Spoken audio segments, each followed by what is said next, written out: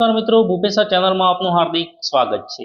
બાલવાટિકા ધોરણ 1 અને 2 માં હાલ સ્વમૂલ્યાંકનની પ્રક્રિયા દરેક પ્રાથમિક શાળામાં ચાલુ છે। તો મિત્રો આ સ્વમૂલ્યાંકન કર્યા બાદ તેના માર્ક્સની એન્ટ્રી સ્વિફ્ટચેટ એપમાં કરવાની છે।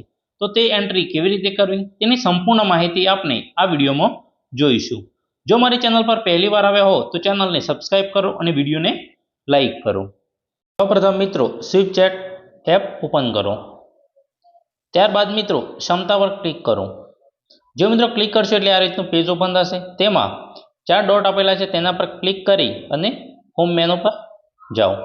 ત્યારબાદ વિદ્યાર્થીના ગુણ દાખલ કરો એના પર ક્લિક કરો।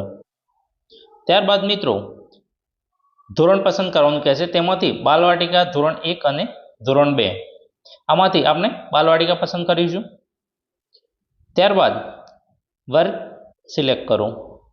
એના પછી મિત્રો પરીક્ષા પસંદ કરવાની આવશે। બેઝલાઇન નિદાન ઉપચાર કાર્યક્રમ તેના પર ક્લિક કરો। જો મિત્રો ક્લિક કરશો એટલે બે વિષય આવશે, ઈસી અને આઈએલ।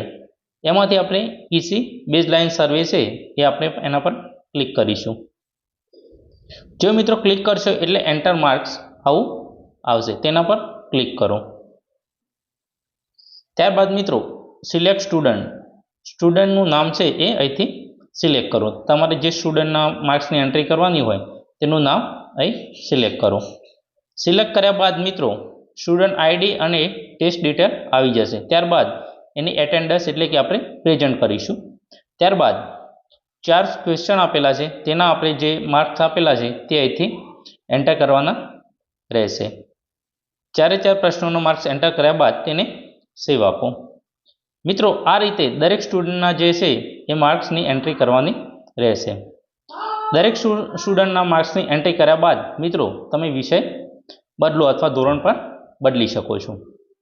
તો મિત્રો આ રીતે છે એ સ્વમૂલ્યાંકનની સ્વિફ્ટચેટમાં એન્ટ્રી કરવી ફરજિયાત છે। જો કોઈ માહિતીમાં ખબર ન પડી હોય તો મિત્રો કોમેન્ટ કરી શકો છો। જો મિત્રો વિડીયો ગમ્યો હોય તો વિડીયોને લાઇક કરો, કોમેન્ટ કરો અને તમારા અન્ય મિત્રો અને બીજા ગ્રુપમાં શેર કરો। Thank you.